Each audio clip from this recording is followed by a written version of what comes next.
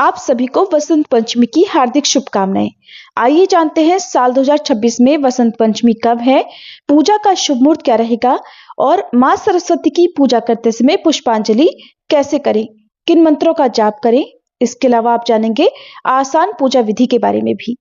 इस बार माघ महीने के शुक्ल पक्ष की पंचमी तिथि 23 जनवरी दिन शुक्रवार सुबह तड़के 2:29 से शुरू हो रही है और पंचमी तिथि शुक्रवार को पूरा दिन रहेगी और 24 जनवरी शनिवार को 1:46 AM पर देखा जाए तो शुक्रवार की ही रात 12 बजे के बाद का ये समय होगा, तब समाप्त हो रही है। ऐसे में उदया तिथि के अनुसार इस बार 23 जनवरी दिन शुक्रवार को ही केवल एक ही दिन वसंत पंचमी का त्योहार मनाया जाएगा। इसी दिन पूजा होगी और व्रत भी इसी दिन रहेगा।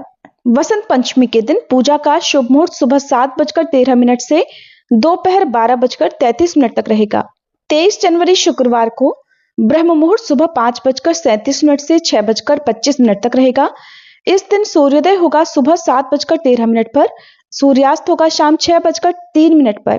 अभिजीत मुहूर्त दोपहर 12:16 से दोपहर 1 बजे तक रहेगा और अमृत काल सुबह 6:59 से 8:35 तक रहेगा। और इस शुभ मुहूर्त में भी आप अपने घर पर मां सरस्वती की पूजा कर सकते हैं। राहु काल इस दिन सुबह 10:30 से दोपहर 12 बजे तक रहेगा।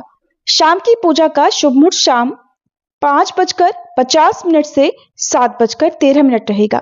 वसंत पंचमी के दिन मां सरस्वती को पुष्पांजलि अर्पित करने के लिए पीले या सफेद पुष्प जैसे गेंदा, चमेली हाथ में लें और मां सरस्वती जी का ध्यान स्मरण करें और ओम सरस्वती नमः पुष्पाणि समर्पयामि या अन्य पुष्पांजलि मंत्र बोलते हुए पुष्पों को श्रद्धा पूर्वक मां के चरणों में अर्पित करें।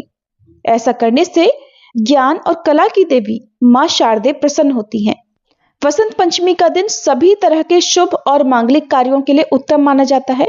इसी कारण इसे अबूझ मुहूर्त कहते हैं, जिसमें बिना पंचांग देखे नए कार्य कभी भी किसी भी समय शुरू किए जा सकते हैं। और इस दिन खास तौर पर विवाह, विद्यारंभ संस्कार, उपनयन संस्कार या गृह प्रवेश जैसे शुभ कार्य करना अत्यंत फलदायी होता है।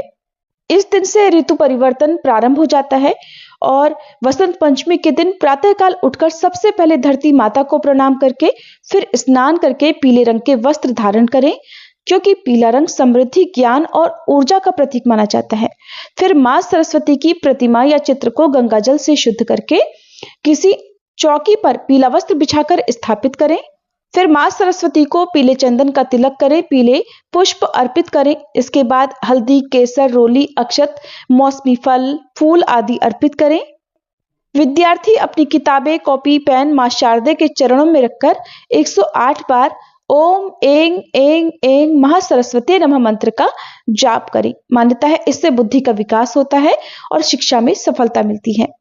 पूजा करने के अलावा मां शारदे के मंत्रों का या स्तुति का पाठ करें या श्रवण करें और मां सरस्वती की कथा का भी श्रवण करें। फिर मां को बूंदी के लड्डू, दही या हलवे का भोग लगाएं।